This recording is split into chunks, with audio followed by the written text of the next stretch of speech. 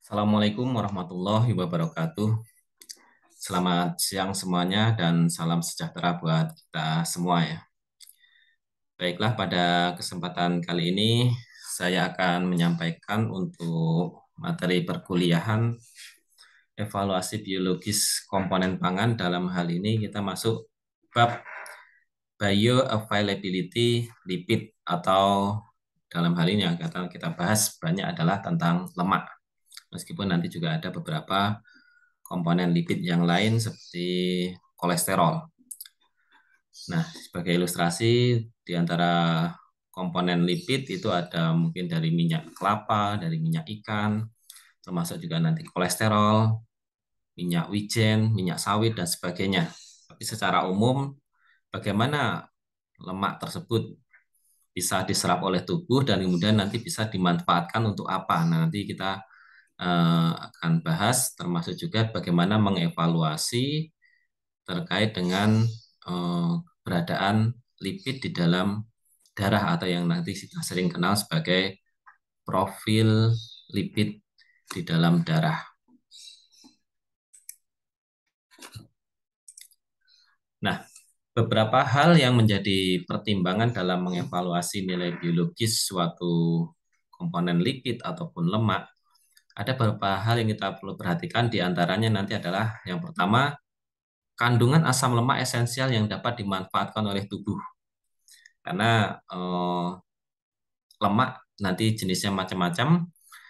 Komponen asam lemaknya ada yang bersifat esensial dan ada yang tidak esensial. Ketika tidak esensial, berarti sebenarnya tubuh bisa mensintesinya sendiri.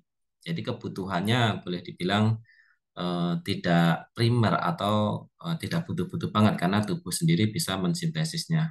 Tetapi ketika dia sifatnya esensial, maka ini harus didatangkan dari makanan yang kita makan. Oleh sebab itu, kita akan sangat care sekali terhadap asam lemak esensial ini, yaitu asam lemak yang mengandung dua atau lebih ikatan rangkap, seperti misalnya linoleat, linolenat, arachidonat, kemudian EPA, DHA, dan sebagainya. Kemudian yang kedua adalah potensinya dalam memperbaiki profil lipid darah. Nah ini, apakah lemak yang kita konsumsi tersebut bisa memperbaiki profil lipid darah atau justru memperburuk?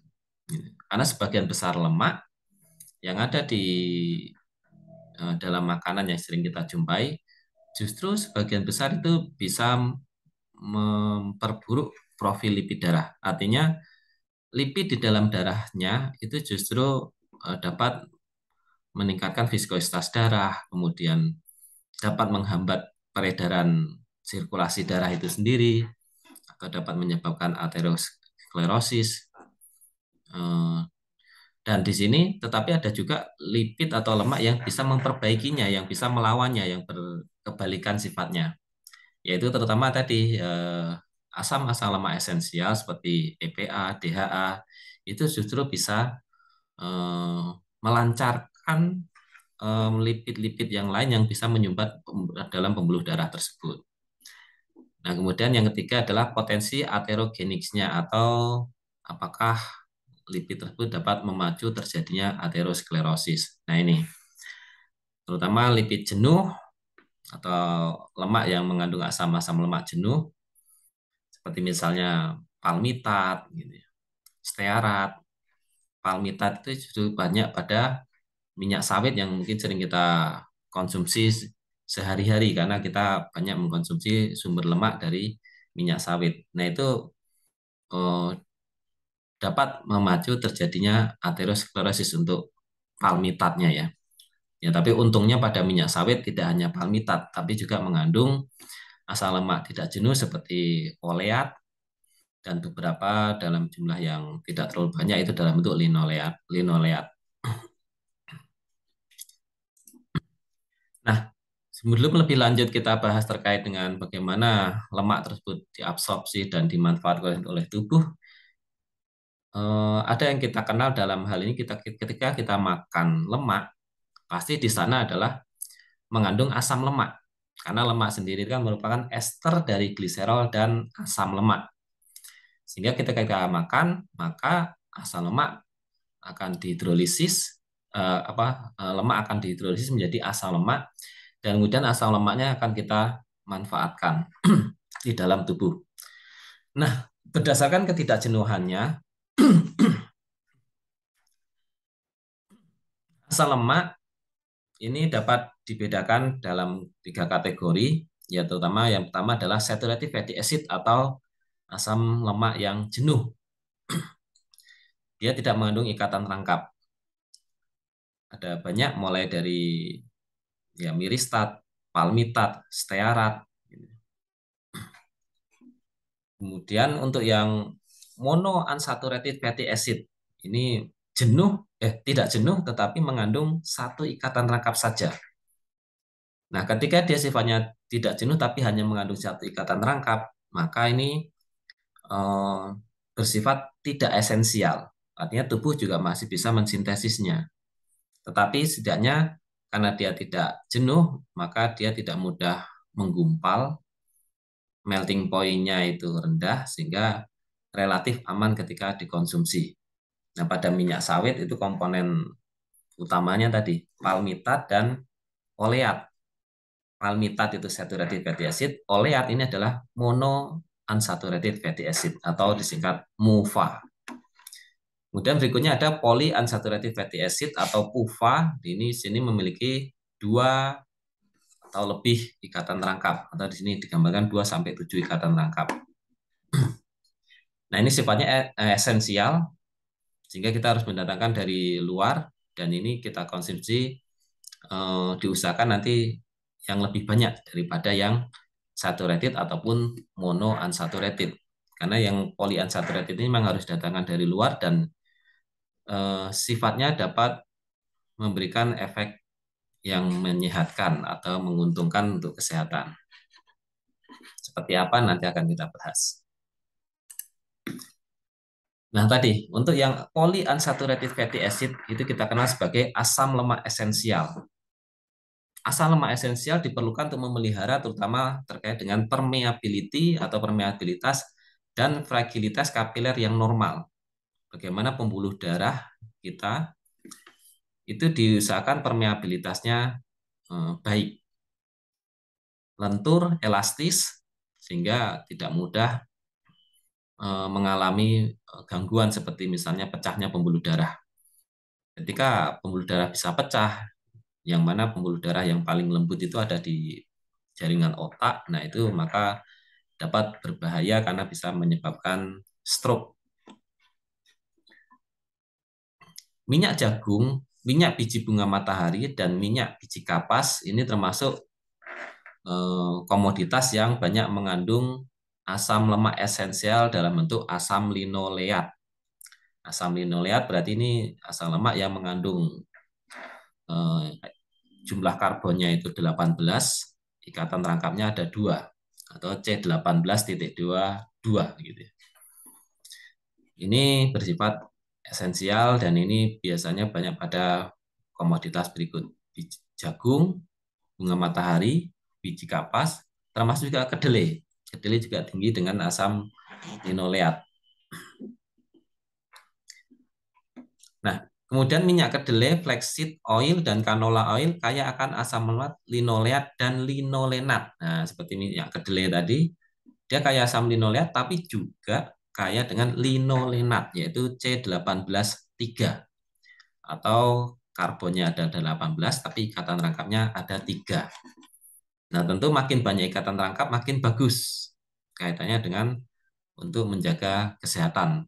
Karena asam lemak esensial ini dapat memberikan berbagai manfaat untuk kesehatan, baik untuk penyusunan jaringan tubuh yang permeable ataupun elastis, ataupun juga dapat meningkatkan sistem imun, kemudian meningkatkan pembentukan sel-sel jaringan otak sehingga bisa meningkatkan kecerdasan otak, kemudian juga pembentukan retina dan sebagainya ya. Asam linoleat termasuk omega 6 untuk yang 2 ikatan terangkap tadi ya. Itu termasuk omega 6. Sedangkan asam lemak linolenat ini termasuk omega 3. Nah, yang bagus yang mana? Ya tentu yang omega 3. Omega 3 ini yang mengandung 3 ikatan rangkap atau lebih. Seperti tadi linolenat. Nanti yang lainnya ada EPA dan DHA. EPA itu ikatan rangkapnya 5, sedangkan DHA itu ada 6. Kalau linoleat ini omega 6. Ini juga masih baik untuk kesehatan. Tetapi untuk yang oleat, yang C18+1, itu kita sebut sebagai omega 9. Makin tinggi omeganya berarti makin tidak bagus ya. Gitu. Omega 9 itu tidak esensial. Nah, kemudian bagaimana penamaan sistem omega tadi? Ada omega 3, omega 6, omega 9. Nah, ini didasarkan pada penamaan sebagai berikut. Sistem penamaan omega ini didasarkan dari huruf Yunani di abjad terakhir. Huruf abjad terakhir dari Yunani itu adalah omega. Sehingga di sini penomoran pada ikatan rangkap tersebut didasarkan pada ekornya dari belakang gitu ya. Jadi penamorannya dari belakang. Seperti ini. Ini kan suatu asam linolenat ya. Linolenat. Ada 3 ikatan rangkap. Kemudian penomorannya dari belakang. Ini 1, 2, 3, 4, 5, 6. Artinya pada nomor 3, C nomor 3 dari belakang, ada mengandung ikatan rangkap. Makanya kita sebut sebagai omega 3. Kemudian kalau seperti ini, asam linoleat. Ini 1, C1, C2, C3, C4, C5, C6. Artinya C nomor 6 dari belakang itu mengandung ikatan rangkap. Maka asam linolenat, asam linoleat ini termasuk omega 6. Begitu juga arakidonat. Arakidonat ini dia mengandung 4 ikatan rangkap, tetapi ikatan rangkapnya itu mulai ada di nomor 6 dari belakang, bukan di nomor 3. Sehingga arakidonat ini masuk sebagai omega 6. Ya, jadi penamaan omega itu didasarkan dari sana. Idealnya kalau dalam penentuan nomor karbon itu biasanya dari kepala. Yang disebut kepala itu adalah dari gugus karboksilatnya ini. Tetapi ini untuk sistem omega ini pengecualian karena memang namanya juga penamaan omega sehingga menghitungnya dari belakang. Nah, dari omega tadi ada omega 6, omega 9, ada omega 3. Di antara tersebut yang paling the best-nya adalah omega 3 ya tadi ya. Yang bersifat sangat esensial dan ini bisa memberikan efek kesehatan yang baik. Di antaranya adalah ini mulai dari linolenat tadi atau kita sebut sebagai alpha linolenic acid C18 dengan 3 ikatan rangkap. Kemudian EPA, eikosa pentaenoic acid. Eikosa itu 20, penta itu 5. Sehingga di sini karbonnya 20, rangkapnya ada 5. Sedangkan DHA lebih panjang lagi dan lebih banyak lagi ikatan rangkapnya. Docosa hexaenoic acid. Docosa itu 22, hexa itu adalah 6. Artinya dia karbonnya 22 dan ikatan rangkapnya ada 6. Sangat banyak. Makin banyak ikatan rangkap, maka makin tidak jenuh. Ketika makin tidak jenuh, maka sifat titik meltingnya itu juga makin rendah. Artinya pada suhu rendah pun dia tetap cair, tidak menggumpal. Berbeda dengan minyak kelapa atau minyak sawit gitu ya. Minyak sawit itu dimasukkan refrigerator, itu mungkin sebagian sudah ada yang menggumpal bisa jadi, termasuk minyak kelapa. Apalagi suhu minus, nah itu pasti akan beku, gumpal. Tapi kalau untuk yang DHA ini, pada suhu 0 derajat aja, suhu beku air, itu DHA atau yang banyak terdapat pada minyak ikan, ini tidak akan beku. Jadi kalau pengen membuktikan minyak ikan tersebut kualitasnya bagus atau tidak, cara paling mudah adalah kita ambil minyak ikannya, kita simpan di dalam kulkas atau di dalam freezer gitu. Kalau dia tidak menggumpal, berarti itu kandungan EPA DHA-nya kemungkinan besar adalah tinggi, sehingga itu sangat baik untuk kesehatan.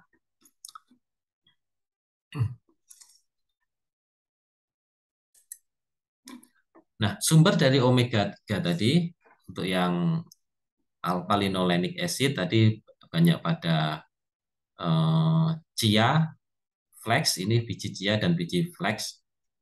Ini kemudian ada lagi tadi yang kita sebutkan tadi, misalnya kedelai, itu juga banyak mengandung linolenic acid, meskipun tidak setinggi chia ataupun flax yang mungkin ya. Kemudian ada lagi seperti minyak biji bunga matahari juga mengandung ALA atau linolenic acid cukup tinggi juga. Nah, kemudian kalau EPA DHA, nah ini yang paling banyak adalah pada ikan, terutama adalah ikan yang hidup di perairan dalam. Ikan yang tinggalnya di perairan dalam, berarti suhu air di dalam perairan laut dalam itu berarti kan suhunya sangat-sangat rendah.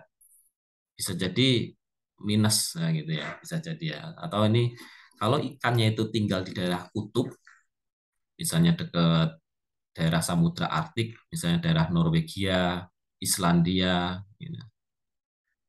Itu tentu ikan-ikan tersebut akan bagus, gitu ya. Karena bagus dalam arti ini adalah begini. Jadi ini kenapa minyak ikan salmon misalnya, salmon Norwegia itu kan paling terkenal kaya akan EPA DHA. Kok bisa di sana salmonnya banyak mengandung EPA DHA gitu ya. Sedangkan mungkin kalau di Indonesia kalaupun ada salmon ya walaupun nggak banyak ya, tapi EPA DHA-nya mungkin tidak sebagus di sana. Itu karena akibat dari adaptasi fisiologis ikan itu sendiri.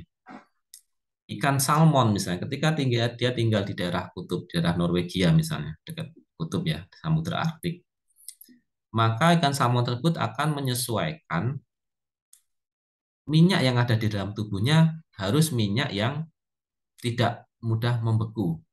Ya kebayang kalau misalnya minyaknya itu gumpal atau membeku, maka ikan tersebut akan mati. Sehingga dia akan menyesuaikan dengan adaptasi fisiologis dengan menghasilkan minyak dengan asam lemak yang sangat tidak jenuh, yaitu EPA dan DHA, sehingga pada suhu yang rendah pun tidak akan mengalami penggumpalan minyak. Nah, kemudian ini jumlahnya sampai 22 sampai 28% ya. Nah, kemudian ada juga dari krill. Krill itu udang kecil-kecil ini. Udang kecil-kecil yang banyak juga di daerah Eropa ataupun Amerika juga banyak. Itu juga mengandung EPA DHA dengan jumlah yang cukup banyak, 12 sampai 20%. Kemudian dari beberapa alga itu juga mengandung DHA dalam jumlah tinggi, sampai 35 sampai 42%. Tentunya ini biasanya adalah alga-alga yang banyak di daerah dingin ya. Nah, omega 3 tadi seperti dari EPA DHA tadi, ini merupakan eh, lemak yang sangat baik untuk kesehatan, diantaranya bisa untuk mulai dari anak-anak, infant, and kids, termasuk ibunya, bahkan ibu saat hamil. Nah, ini sangat membutuhkan EPA DHA. Terutama untuk apa? Nah, terutama diantaranya adalah memperbaiki pembentukan jaringan otak supaya anaknya bisa pembentukan sel-sel otaknya bisa sangat baik, sangat eh, apa? Dan ketika baik maka dia akan bisa memperbaiki kecerdasannya gitu. Atau juga bisa mencegah kerusakan jaringan otak. Nah, untuk remaja dan dewasa pun juga sangat baik karena remaja dan dewasa juga membutuhkan asam lemak omega 3 ini untuk aktivitasnya, untuk pembentukan jaringan yang lentur, pembentukan jaringan ginjal, hati, jantung, retina, termasuk otaknya sendiri karena masa remaja dewasa ini juga otaknya masih terus tumbuh. Ya. Dan kemudian untuk orang tua pun juga sangat baik. Hanya bedanya adalah kalau untuk remaja itu untuk tumbuh, tapi kalau untuk orang tua ini adalah untuk pemeliharaan. Untuk pemeliharaan apa? Ya tentu adalah jaringan-jaringan vital tadi. Karena seiring dengan usia, onderdilnya atau jaringan-jaringan pada jantung, retina, otak, itu biasanya akan mengalami penurunan fungsi. Sehingga jika tidak dijaga, maka akan terjadi penyakit degeneratif seperti mungkin diabetes, jantung, termasuk juga tekanan darah tinggi. Nah, itu. Maka harus dijaga terus pembuluh darah supaya tetap lentur, kemudian retina juga supaya tetap tersusun dengan baik, tetap lentur, matanya bisa beradaptasi dengan baik terhadap cahaya dan sebagainya, sehingga penglihatannya juga tetap cerah. Apalagi jantung, nah jantung itu dia akan bekerja terus memompa, maka elastisitasnya harus dijaga supaya tetap elastis sehingga tidak mudah berhenti atau tidak mudah mengalami kelemahan fungsi. Apalagi ginjal, nah ini ginjal juga sedang menjadi hangat perbincangannya karena ketika terjadi gagal ginjal maka bisa berakibat fatal. Nah, ginjal harus dijaga supaya tetap baik dalam menyaring dari berbagai toksin-toksin yang ada di dalam tubuh untuk dikeluarkan, termasuk urea dan sebagainya.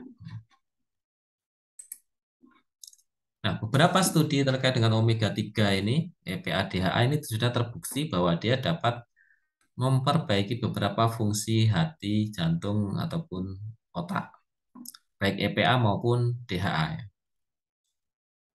Karena jaringan-jaringan ini sangat vital sekali dan butuh elastisitas yang sangat tinggi, gitu ya, supaya tetap bekerja dengan lentur dan tidak mengalami penurunan gitu ya, atau penurunannya dicegah sedemikian rupa supaya tidak terlalu cepat, barangkali begitu. Nah, kemudian juga terkait dengan 1000 hari pertama kehidupan. Nah, ini juga tentu EPADA ini juga sudah terbukti dapat mendukung untuk 1000 hari kehidupan ini, 1000 hari pertama kehidupan. Baik mulai dari ibu ketika sebelum hamil, nah ini juga sangat disarankan untuk mengkonsumsi makanan yang mengandung EPA DHA, sehingga susu yang formula yang digunakan untuk konsumsi ibu-ibu yang pengen hamil, misalnya pasangan muda yang baru menikah, kemudian pengen segera menghendaki memiliki anak yang sehat, maka sangat disarankan untuk mengkonsumsi susu ataupun makanan yang banyak mengandung EPA dan DHA. Karena di sana juga dapat memperbaiki, terutama kalau untuk ibu-ibu itu bisa memperbaiki sel telurnya. Gitu ya.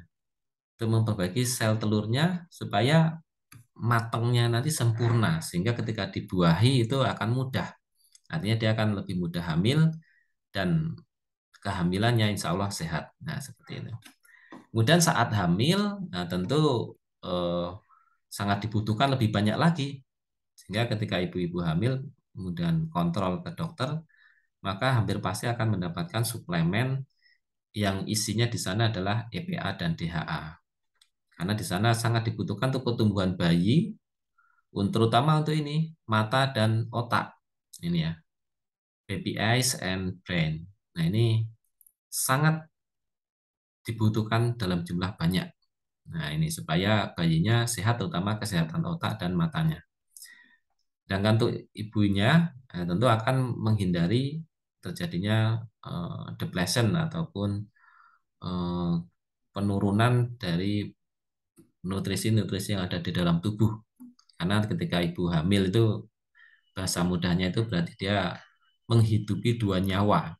Makanya makannya biasanya butuh yang banyak untuk ibu hamil. Nggak apa-apa, makannya banyak, mungkin badannya agak gede dikit, nggak apa-apa, tapi yang penting sehat.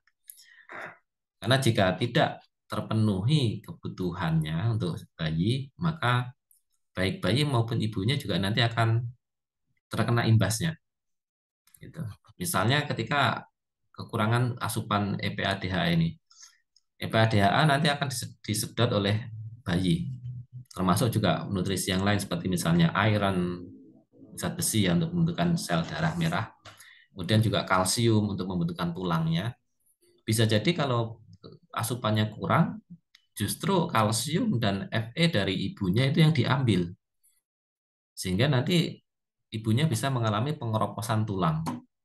dan kekurangan zat besi. Nah, kalau itu terjadi, maka kesehatan ibu tentu akan sangat terganggu dan nanti juga akhirnya malah mengganggu dari pertumbuhan janinnya. Dan kemudian setelah lahir, ini juga masih terus dibutuhkan. Makanya susu formula misalnya ya, kalau untuk bayi yang sudah lahir, nah itu sangat hampir pasti mengandung EPA DHA gitu, susu formula tersebut. Karena memang itu sangat dibutuhkan untuk pertumbuhan retina mata ataupun otak dan jaringan vital lainnya.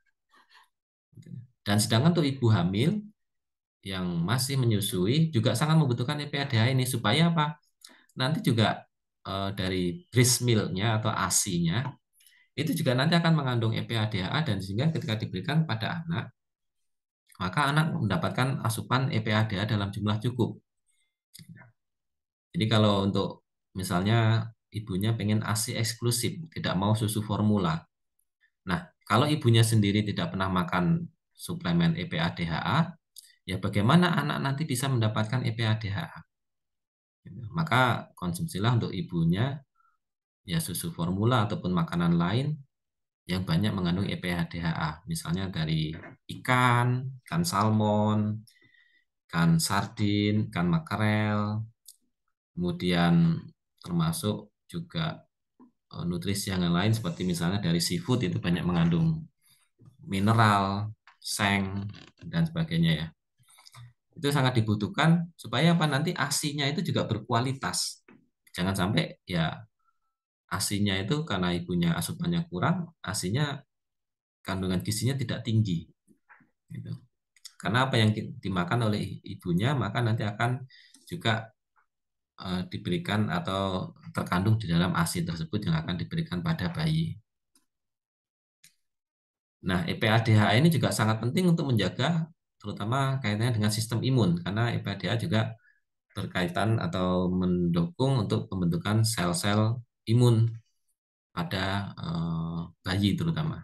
Ya, bayinya tidak mudah sakit karena bayi itu kan termasuk yang masih sangat lemah ya karena pertumbuhannya baru ya bertahap masih awal-awal sehingga harus dijaga kesehatannya terutama dengan meningkatkan sistem imunnya.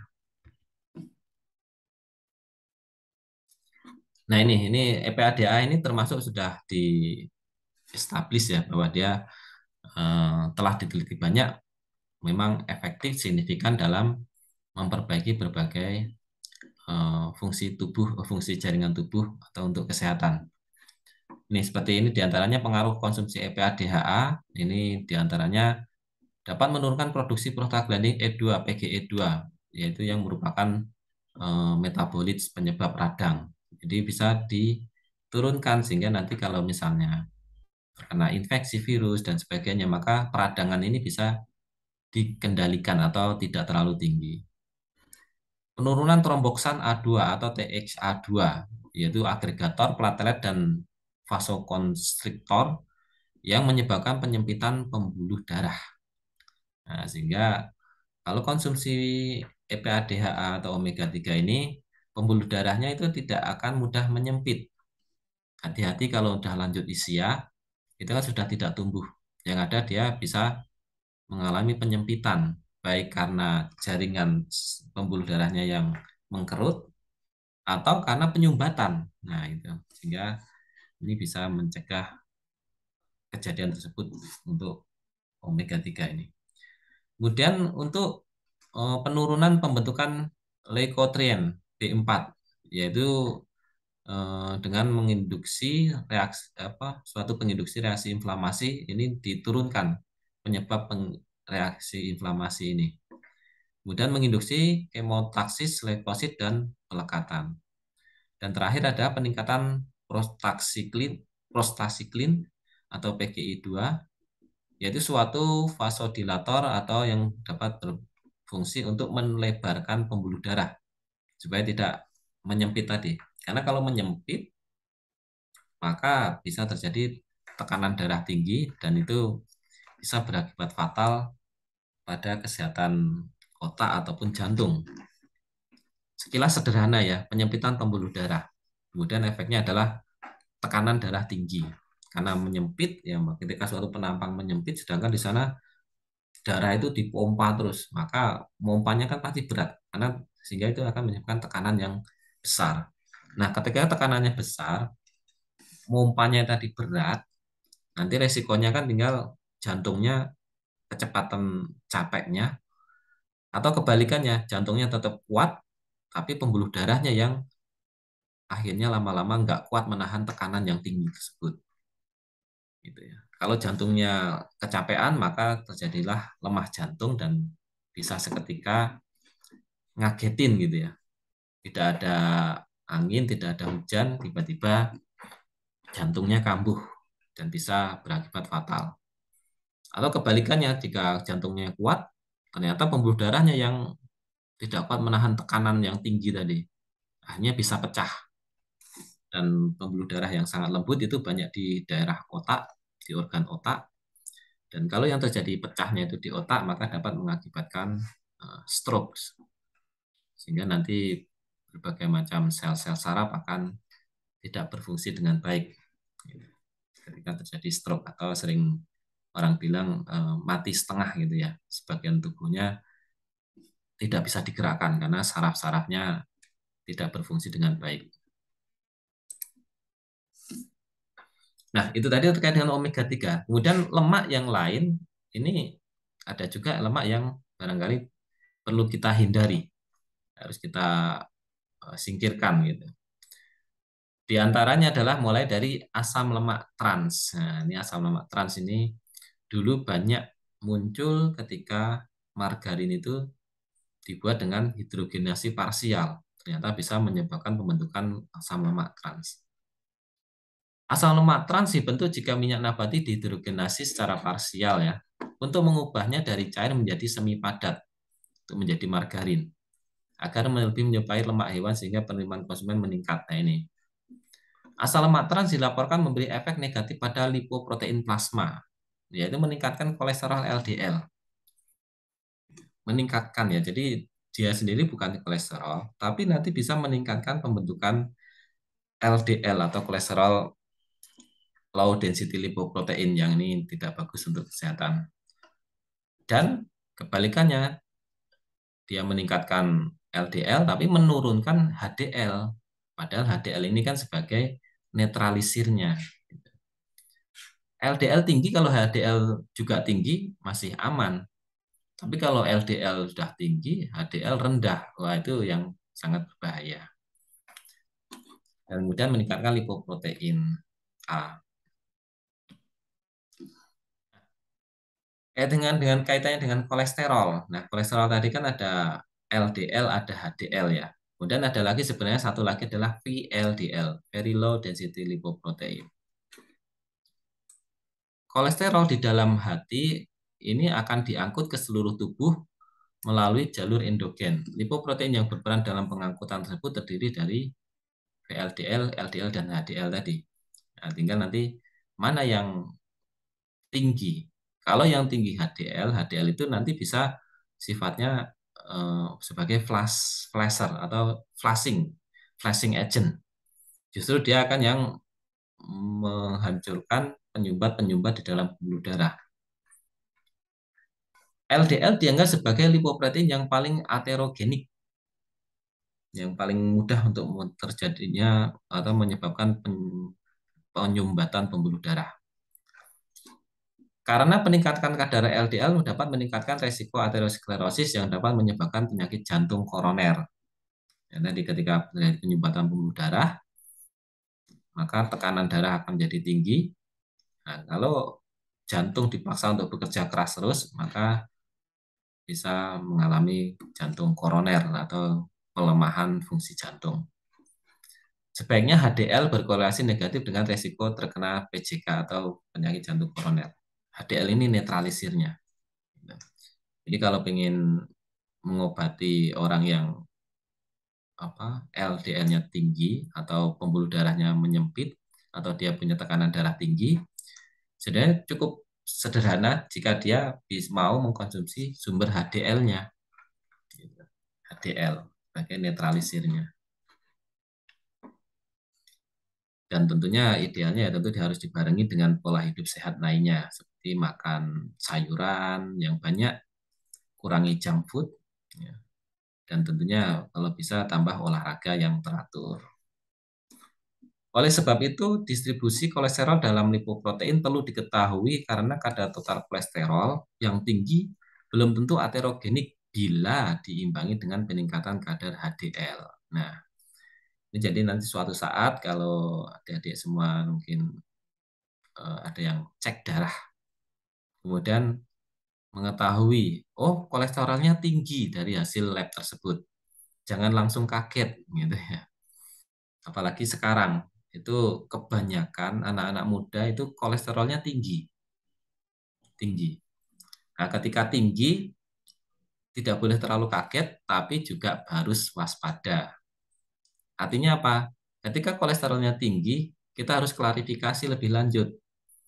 Kolesterol yang terkandung tinggi tadi, isinya apa? Apakah HDL atau LDL? Jika HDL-nya tinggi, boleh agak tenang gitu ya. Tapi juga perlu waspada. Berarti kan apa LDL-nya bisa jadi juga sudah warning gitu. Tapi kalau sudah sampai kolesterolnya tinggi, yang banyak adalah LDL, kan HDL-nya sedikit. Nah, itu harus sangat hati-hati. Ya kalau masih muda aja sudah kolesterolnya sangat tinggi, apalagi nanti kalau sudah umur 40 tahun ke atas, di mana fungsi dari organ-organ tubuh tadi sudah tidak tumbuh lagi, tapi tinggal menjaga fungsi utamanya, ya. Apakah bisa berperan baik atau tidak. Nah, ini tren untuk saat ini banyak yang mengalami demikian ketika cek darah, kolesterolnya tinggi, atau kalau tidak juga ini trigliseridnya. Nah, trigliserid masih lebih mending. Kalau trigliserid nanti efeknya adalah pada viskositas darah. Trigliserid tinggi atau lemaknya tinggi, berarti itu nanti yang menyebabkan viskositas tinggi sehingga kerja jantung untuk memompa darah yang terlalu viskas itu menjadi makin berat. Bisa berisiko pada ya lemahnya jantung kalau terus-terusan. Dan ketika trigliserid udah tinggi di dalam darah, itu nanti juga bisa memacu untuk pembentukan LDL, gitu ya. Karena bahan baku LDL ini ya nggak jauh-jauh, termasuk dari ya trigliserid yang ada di dalam darah itu bisa dikonversi menjadi LDL.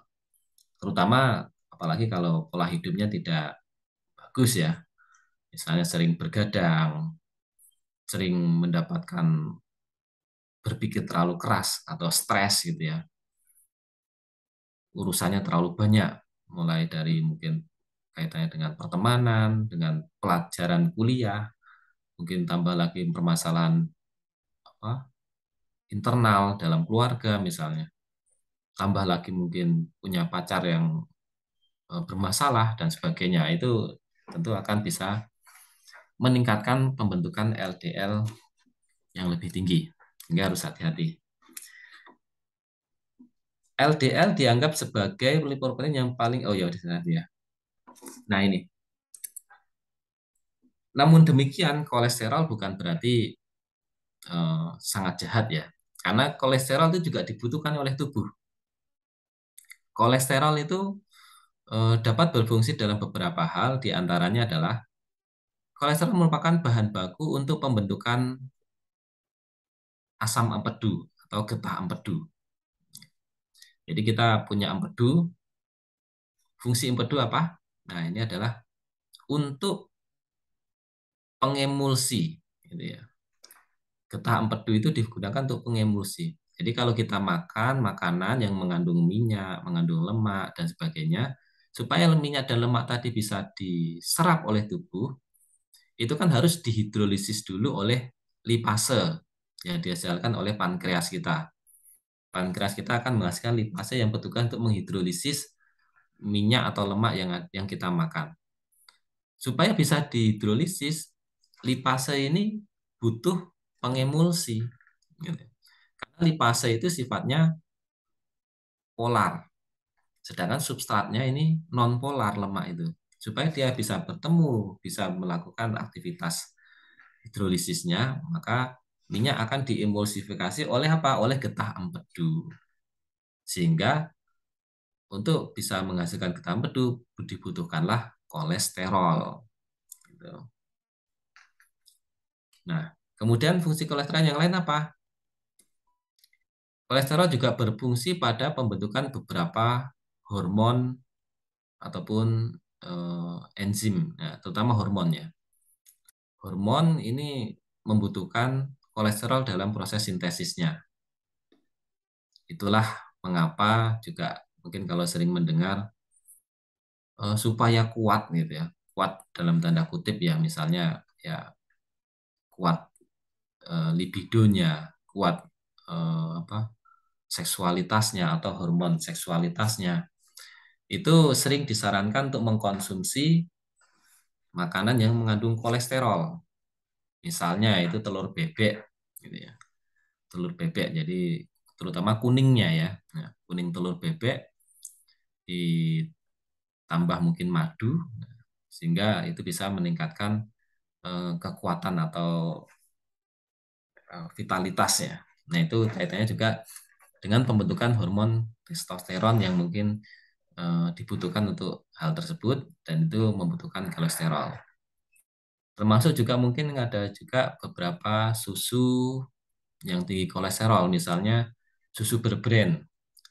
Susu berbrand itu kalau dilihat komposisinya di sana mengandung kolesterol cukup tinggi dan kolesterol di sana dapat berfungsi untuk tadi memperbaiki eh, fungsi hormon sehingga nanti bagi konsumen yang mengkonsumsi berbrand tadi diharapkan bisa lebih kuat gitu ya, lebih kuat baik vitalitasnya maupun sistem imunnya begitu ya harapannya. Tapi kaitannya dengan sistem imun ini mungkin belum belum dibuktikan secara ilmiah ya barangkali ya. Tapi kalau dari secara teori bahwa dengan hormon berfungsi dengan baik maka eh, apa untuk sistem imun juga bisa diperbaiki karena sistem imun juga membutuhkan berbagai hormon gitu. Tetapi perlu diingat ya jumlahnya harus dibatasi. Kalau untuk anak muda yang masih tumbuh, mungkin kolesterol yang terlalu tinggi tidak terlalu mengkhawatirkan ketika aktivitasnya masih tinggi ya. Hanya perlu warning aja, jangan sampai kebablasan gitu. Misalnya waktu muda sering makan makanan yang banyak mengandung kolesterol, terutama dari hewani, gitu. Misalnya dari sapi, kemudian dari apa ayam yang banyak mengandung lemak, gitu. Kemudian ya kambing juga mengandung kolesterol meskipun tidak terlalu tinggi ya. Nah itu perlu ya setidaknya dibatasi lah karena sesuatu yang berlebihan tentu tidak baik. Nah kemudian bagaimana lipid tersebut dicerna ataupun diabsorb? Dicerna itu berarti dihidrolisis ya maksudnya ya. Jadi kalau dicerna itu kan bahasa umum. Prosesnya untuk bisa dicerna atau proses pencernaan itu adalah dengan cara dihidrolisis karena kita mengabsorb komponen bahan pangan baik itu protein, lemak ataupun karbohidrat itu harus dicerna dulu atau harus dihidrolisis dulu. Kalau karbohidrat kan kemarin sudah dijelaskan itu misalnya pati, ya maka dia harus dihidrolisis dulu menjadi glukosa, gitu. Sehingga baru glukosa bisa diserap. Kalau protein nanti akan kita berikan kemudian, nah itu berupa polipeptida harus dihidrolisis dulu menjadi apa? Asam amino. Asam amino barulah nanti bisa diserap. Begitu juga dengan lemak ataupun lipid. Juga perlu dihidrolisis dulu menjadi asam lemak bebas, kemudian asam lemak bebas yang baru bisa diserap. Nah, tapi uniknya untuk trigliserid atau lemak, nanti hidrolisisnya tidak hidrolisis sempurna. Trigliserid ini kan mengandung 3 asam lemak yang bisa dihidrolisis. Ini uniknya adalah hanya ada 2. 2 asam lemak bisa dihidrolisis nanti pada asam lemak SN1 dan SN3. Sedangkan yang di tengah itu tidak bisa dihidrolisis oleh enzim lipase kita, pankreatik lipase kita. Tapi nanti baik asam lemak maupun monoasilgliserol hasil atau sisa dari hidrolisis tadi tetap akan diserap gitu ya. Hanya nanti fungsinya berbeda. Kalau yang asam lemak bebas diserap nanti itu digunakan sebagai sumber energi. Sedangkan monogliserid atau monoasilgliserol sisanya itu diserap untuk apa?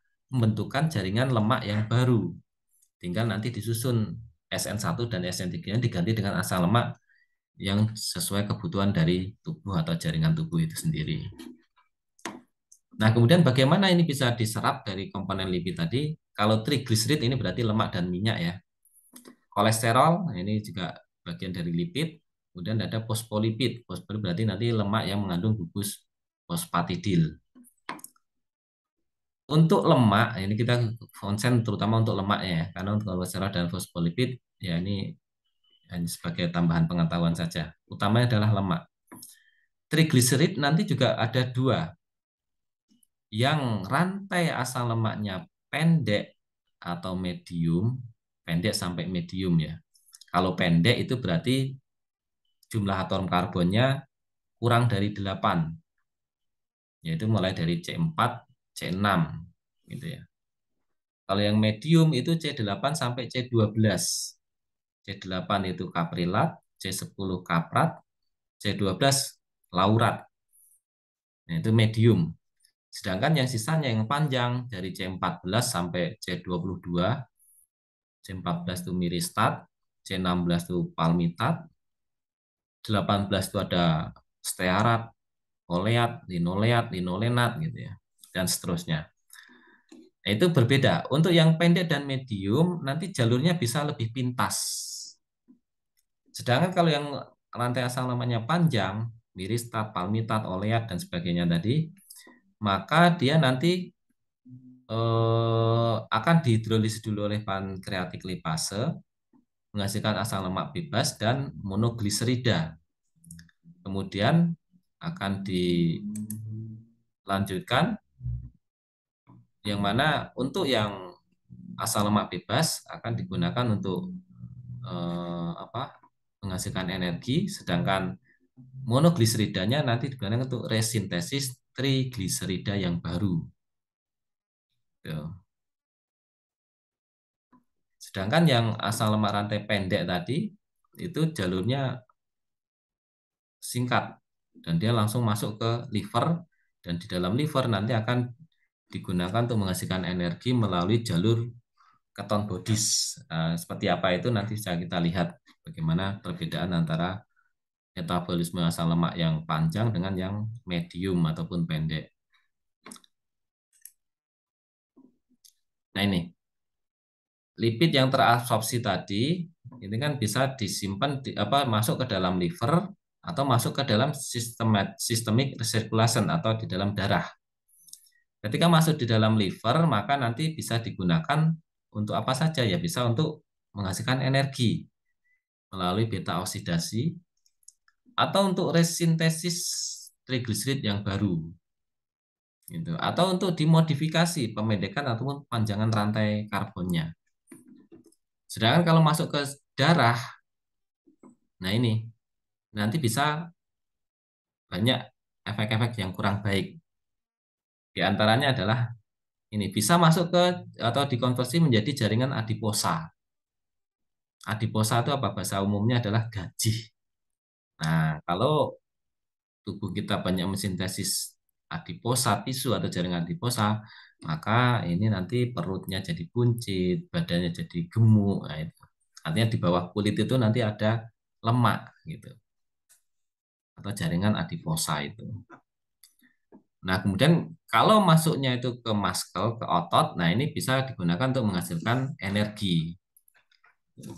Kalau kita beraktivitas tinggi, banyak membutuhkan energi, maka lemak tadi yang diabsorpsi dalam darah tadi akan masuk ke muscle dan kemudian masuk melalui proses beta oksidasi jadi asetil CoA masuk siklus Krebs dan menghasilkanlah energi yang dibutuhkan tadi. Jadi aman. Yang kurang aman adalah kalau disimpan di dalam jaringan adiposa. Nah, ini yang bisa menyebabkan obesitas. Kalau tidak disimpan di adiposa maupun muscle atau tidak dioksidasi, hanya ada di dalam darah terus. Nah, itu hati-hati juga. Suatu saat bisa menyebabkan penyumbatan. Lemak ini boleh dibilang seperti kalau dibaratkan misalnya kita pembuluh darah itu adalah selokan atau saluran air. Lemak ini sebagai sampah-sampah tapi ukurannya kecil. Gitu. Nah, sampah ukuran kecil itu biasanya masih mudah terbawa oleh air gitu ya. Tapi suatu saat kalau nanti di sana ada sampah besar, nah sampah besar itu nanti diibaratkan adalah kolesterol LDL tadi. Maka sampah kecil ini akan bergabung dengan sampah besar tadi untuk menyumbat.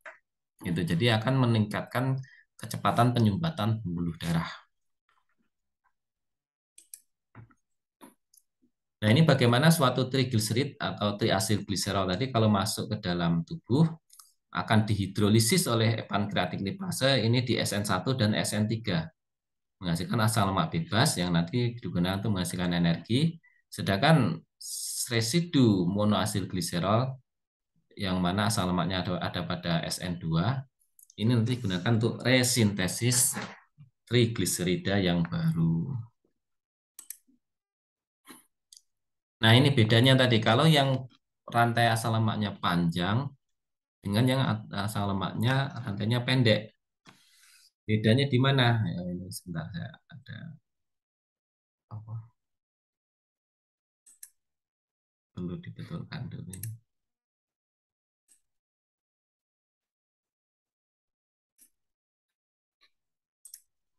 Oke.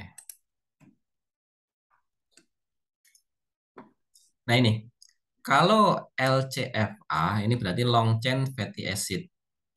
Nanti akan dihidrolisis menghasilkan asam lemak bebas, kemudian akan masuk diubah menjadi asetil CoA atau LCFA sil CoA gitu ya.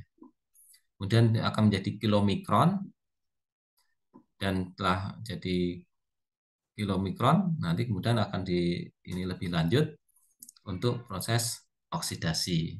Gitu. Sedangkan kalau MCFA atau medium chain fatty acid yang diperoleh dari MCT ya. MCT itu medium chain triglycerida yang tentu banyak misalnya adalah pada minyak kelapa. Minyak kelapa itu banyak mengandung laurat yaitu yang kita kenal sebagai MCT. MCFA nanti masuknya akan ke liver. Liver di sini nanti barulah dilakukan yang namanya proses oksidasi melalui jalur keton bodies. Nah, kelebihan dari MCFA yang lain ini disebutkan pertama adalah MCFA atau MCT sini hanya menghasilkan 8,3 kalori per gram. Artinya setiap gram lemaknya untuk asam lemak rantai sedang dan rendah atau pendek itu kalori yang dihasilkan lebih kecil.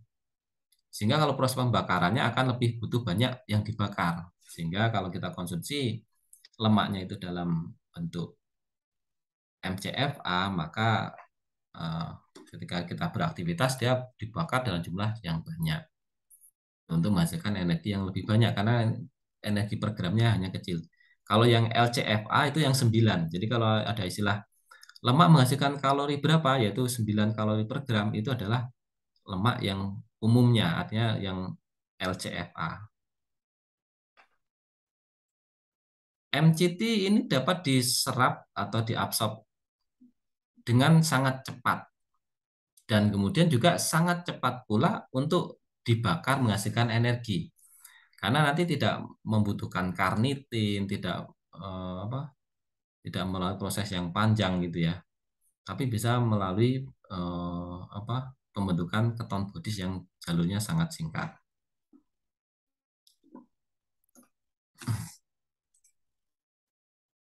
Nah ini sebagai tambahan, bagaimana MCT ini akhirnya nanti bisa mengendalikan berat badan. Padahal kan dia lemak. Tapi kok bisa dia mengendalikan berat badan atau bahkan membuat badan itu menjadi langsing. Aneh ya kadang ya. Kenapa kok lemak bisa yang membuat langsing? Ya, kan nanti ada istilah yang mungkin akan dikenal di bawah ini, diet keton. Nanti kita lihat. In addition, ya ini untuk MCT tadi kan menghasilkan kalori yang lebih rendah daripada LCT. Kemudian MCT akan mudah dibakar. Nah, dia bersifat sebagai termogenesis. Dibakar lebih cepat daripada LCT. Sehingga apa? Kalau kita makan lemaknya itu adalah lemak-lemak MCT yang medium chain, maka yang dibakar duluan adalah yang MCT. Kita misalnya makan minyak kelapa sama minyak sawit. Nah, maka yang dibakar duluan adalah yang minyak kelapa yang banyak mengandung lauratnya. Kemudian MCT juga bisa mengendalikan berat badan. Dengan cara apa? Ya tadi mulai dari kalori yang dihasilkan lebih kecil daripada lemak umum lainnya. Kemudian yang disimpan sebagai lemak di dalam tubuh jumlahnya kecil. Karena apa? Ketika kita beraktivitas, membutuhkan energi, yang duluan dibakar nanti adalah yang MCT, gitu. Yang medium chain-nya. Sedangkan yang long chain-nya, ya kalau aktivitasnya masih terus-terusan, MCT habis, nah barulah yang LCT-nya juga akan dibakar kemudian. Tapi yang duluan adalah yang MCT, sehingga yang disimpan di dalam tubuh hanya sedikit. Kemudian berkontribusi pada pembakaran atau pemetabolisme untuk menghasilkan energi lainnya. Nah, ini yang nanti akan terkait di sini. MCT ini juga secara metabolisme hampir sama dengan karbohidrat sebagai sumber energi, maksudnya seperti itu. Dan kemudian MCT ini akan mempromot, nah ini, untuk pembentukan keton. Nah, keton inilah di mana ini akan sangat cepat untuk dihasilkan energi, gitu. Sehingga nanti jalurannya sebutannya adalah keton bodies. Keton produksi keton ini merupakan apa? Dapat digunakan untuk ini apa? Diet khusus ya tadi. Diet khusus atau kalau pengen menurunkan berat badan. Yang kita kenal nanti adalah yang kita sebut sebagai diet keton. Diet keton. Diet keton itu seperti apa? Nanti mungkin akan bisa dibaca lebih lanjut, termasuk nanti akan ada tugas terkait dengan mempelajari diet keton ini. Jadi di sini hanya saya sampaikan gambaran umumnya saja, di mana diet keton ini adalah suatu diet yang mana tubuh dibuat supaya kondisi ketonik. Supaya tubuh bisa berada pada kondisi ketonik, maka sumber energi yang diasup itu bukan dari karbohidrat, tetapi adalah dari lemak. Itu ya. Sumber energinya yang kita sediakan dari lemak. Jadi kita konsumsinya adalah lemak. Supaya apa? Tubuh nanti berada dalam bentuk ketonik, dan itu nanti akan menyebabkan energi yang kita butuhkan itu selalu diambil dari lemak. Sehingga lemak akan banyak dibakar, sehingga nanti lemak di dalam tubuh akan menjadi sedikit. Gitu. Dipacu terus. Jadi untuk menghasilkan energi, lemaknya terus. Gitu. Tetapi, nah ini nanti, hati-hati ketika menerapkan diet keton. Bisa jadi salah. Artinya apa? Kita harus bisa memilih lemak apa yang cocok untuk diet keton tersebut. Gitu. Kalau kita ngambilnya lemaknya itu lemak-lemak yang long chain fatty acid, ya tentu kurang cocok. Karena long chain fatty acid agak sulit dibakar. Akan sangat cocok kalau pakainya yang medium chain fatty acid, yang sangat mudah dibakar melalui jalur keton putih tadi. Nah, seperti itu. Nah, terkait dengan MCT atau medium chain fatty acid, ini saya juga ada membuat review, tapi di sini kaitannya adalah dengan MCT dalam bentuk laurat. Dan lebih spesifik lagi adalah monolaurat. Monolaurat ini juga bagian dari turunan dari MCT tadi. Kalau MCT itu berupa trigliserida, kalau monolaurin ini adalah sudah dihidrolisis parsial atau dia hanya mengandung satu asam lemak gitu ya. Gliserol hanya dengan mengandung satu asam lemak. Kalau MCT mengandung tiga asam lemak.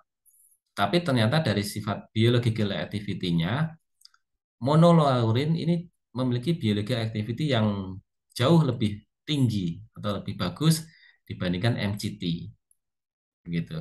Sehingga ya di sini banyak dimanfaatkan biological activity-nya apakah sebagai antimikrobial, kemudian sebagai imun booster. Bahkan ini karena kemarin saat pandemik ada kaitannya bagaimana ya monolaurin juga bisa mencegah eh, infeksi COVID-19 gitu. Ini bisa dibaca nanti di dalam jurnal Food Research tahun Desember 2020. Nah, itu tadi terkait dengan lemak-lemak yang biasa kita konsumsi, kemudian bagaimana efeknya ya. Nah, sekarang kita bagaimana mengevaluasi nilai biologis dari suatu lemak. Ini ada banyak untuk menghitung dari nilai biologis suatu lemak, mulai dari bilangan peroksida, bilangan TPA, bilangan iod, kadar asam lemak, trans, dan sebagainya. Nah, yang kita tekankan di sini yang kita berikan adalah profil lipid darah. Nah, kalau yang lain-lain ini sifatnya lebih untuk melihat sifat kimianya. Tapi kalau untuk melihat sifat biologisnya atau nilai biologisnya, ini yang paling cocok adalah yang nomor 5, profil lipid darah. Di mana di dalam lipid darah tersebut nanti akan kita analisis berapa total kolesterolnya, berapa trigliseridanya, berapa HDL-nya, dan berapa LDL-nya.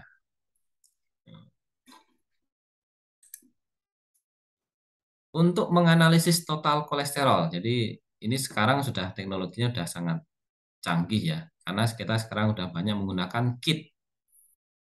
Kit itu di sana sudah ada reagen dan enzimnya yang satu paket gitu. Jadi kita sudah tidak perlu menambahkan secara manual sendiri-sendiri, tapi sudah satu paket.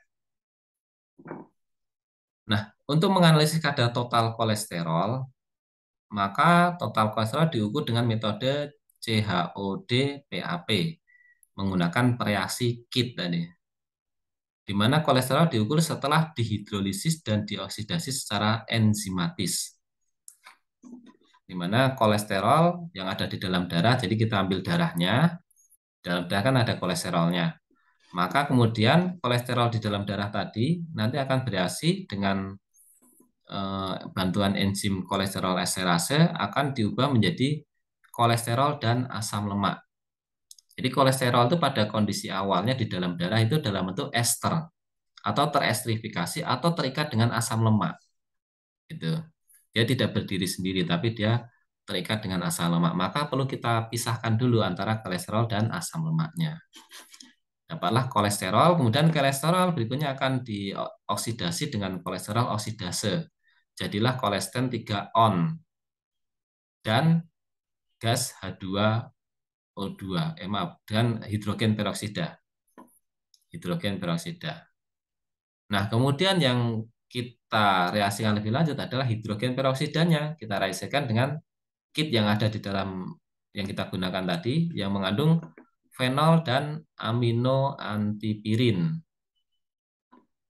Dengan bantuan peroksidase enzim yang ada di dalamnya akan diubah menjadi quinon imin dan H2O. Prosedur analisis yaitu sampel standar diambil sebanyak 100 mikroliter dan dicampurkan dengan 1000 mikroliter reaksi kit. Mengandung tadi kolesterol esterase, kolesterol oksidase, fenol, 4 amino antipirin, peroksidase termasuk juga buffer untuk menjaga pH-nya. Nah, kemudian dimasukkan dalam tabung reaksi, dicampurkan secara homogen, kemudian diinkubasi pada suhu 37 derajat selama 5 menit. Dan kemudian dibaca absorbansinya pada panjang gelombang 500 nanometer.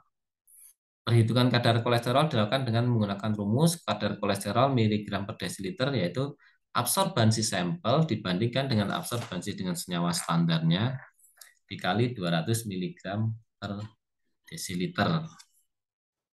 Ya, nanti akan kita ketahui berapa kadar kolesterol total yang ada di dalam darah kita. Nah, itu tadi kan total kolesterol. Nah, kemudian berapa HDL dan berapa LDL-nya? Nah, kita analisis lebih lanjut kalau sudah kita ketahui total kolesterolnya. Karena kolesterol yang tinggi belum tentu itu buruk. Untuk memastikannya, barulah kita analisis kadar HDL-nya. Pengukuran HDL dilakukan dengan lebih dahulu dengan presipitasi terhadap lipoprotein densitas rendah. Jadi untuk bisa mengetahui HDL-nya, kita pisahkan dulu yang lipoprotein densitas rendahnya itu LDL dan VLDL serta kilomikronnya. Presipitasi dilakukan dengan penambahan asam fosfotungstat dan kehadiran ion magnesium. Nah, untuk bisa mempresipitasi LDL dan VLDL tadi, ini ditambahkan dengan asam fosfotungstat dan NGCl2. Kemudian dilakukan sentrifugasi sehingga akan terjadi pemisahan di mana HDL nanti akan terlarut di dalam supernatan, sedangkan yang LDL VLDL tadi nanti akan mengendap, terjadi presipitasi atau pengendapan, sehingga nanti bisa disahkan dengan sentrifugasi ini. Nah, supernatannya ini kan sudah bebas dari LDL dan VLDL, tinggal di sana masih ada HDL. Berapa HDL-nya? Kita analisis dengan cara yang sama untuk analisis total kolesterol tadi dengan preasi kit. Gitu. Jadi hanya beda preparasi. Artinya preparasinya untuk kolesterol selain HDL-nya itu sudah dipisahkan terlebih dahulu. Dengan cara yang sama, diukur absorbansinya sehingga ketahuanlah kolesterol dalam darah dalam bentuk HDL. Begitu ya. Nah, kemudian bagaimana menghitung trigliseridanya, lemak yang ada di dalam darah? Kalau tadi kan kolesterol, HDL, dan total kolesterol. Trigliseridanya dilakukan dengan dihidrolisis terlebih dahulu secara enzimatis dengan lipase, yang mana trigliserida akan terhidrolisis oleh lipase menjadi gliserol dan asam lemak. Gliserol hasil hidrolisis direaksikan dengan ATP dengan bantuan enzim gliserol kinase akan menghasilkan gliserol 3-fosfat dan ADP. Gliserol 3-fosfatnya kemudian dioksidasi menghasilkan dihidroksi aseton fosfat dan H2O2. H2O2 kemudian barulah direaksikan dengan yang ada di dalam kit tadi, 4 aminofenazon tambah 4 klorofenol akan menghasilkan quinon imin dan HCl serta H2O. Kemudian dihitung dengan cara seperti pada total kolesterol tadi.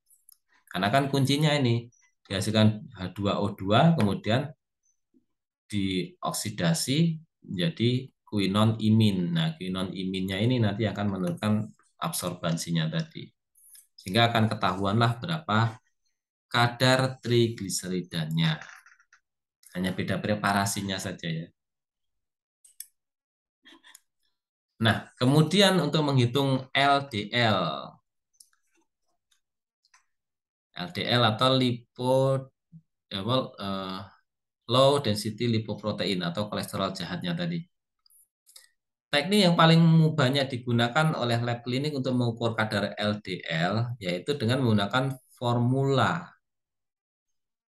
Ini cukup dengan formula, yaitu di mana kadar LDL itu sama dengan formula Friedewald ya.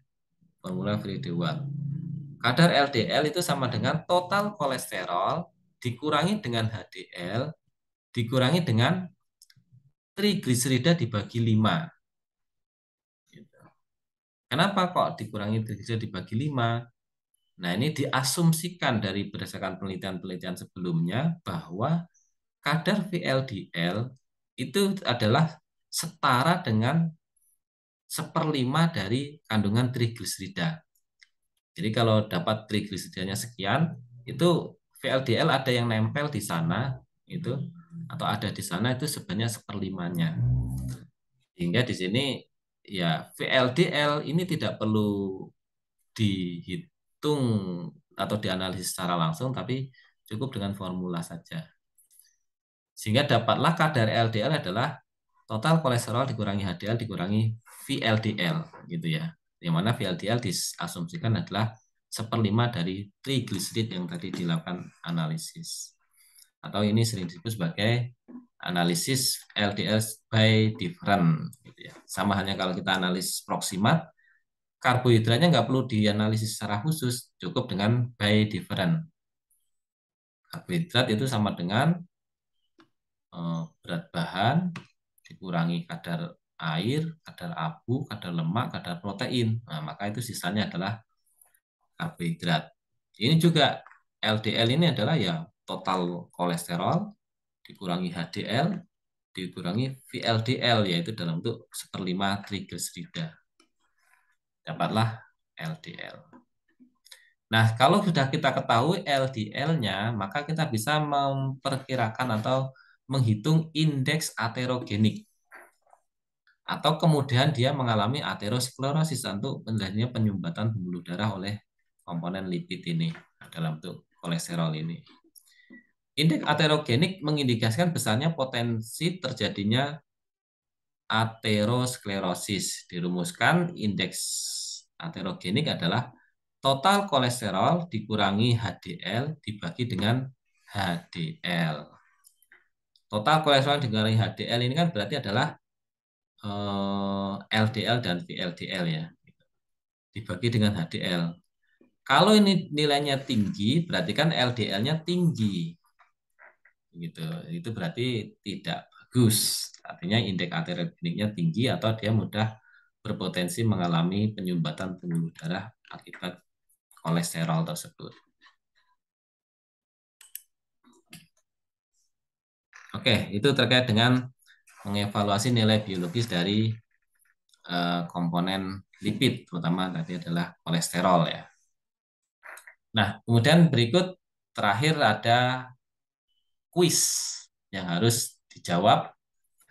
Kuis ini silahkan nanti dijawab dan dikumpulkan melalui Google Classroom. Nanti akan saya sediakan Google Classroom tempat untuk mengumpulkan tugas ini. Dikumpulkan maksimal hari ini jam 12 malam atau hari Rabu tanggal 2 November 2022 jam 23.59 begitu ya. Harus dikumpulkan. Jadi meskipun ini asinkronus tapi tetap harus ditonton hari ini tapi waktunya fleksibel sampai malam. Dan ada kuis ini untuk memastikan bahwa adik-adik semua sudah menonton materi kuliah ini dengan tuntas.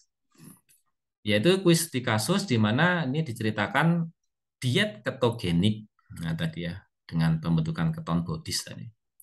Atau yang lebih mudah dikenal dengan istilah diet keto, ini mampu menurunkan berat badan. Nah, jelaskan apa itu diet keto, dan kemudian apa yang sering terjadi kesalahan pada diet ini dan resikonya. Nah, makanya hati-hati kalau mau menerapkan diet keto harus pelajari dengan baik. Jangan sampai salah memilih metode ataupun lemak yang diasupnya.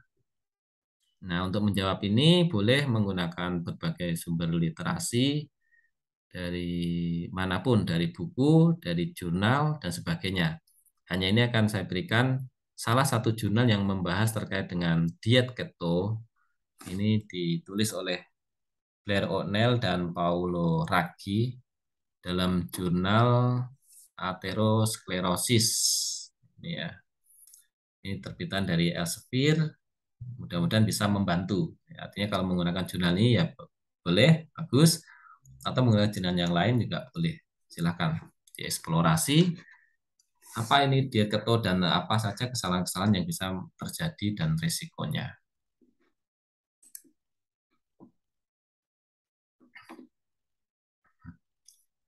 Baik, demikian kuliah untuk hari ini. Cukup sekian dan terima kasih. Dan silakan video ini ditonton, kemudian kuisnya dijawab dan dikumpulkan di Google Classroom maksimal jam 12 malam hari ini. Terima kasih semuanya dan akhirul kalam. Assalamualaikum warahmatullahi wabarakatuh.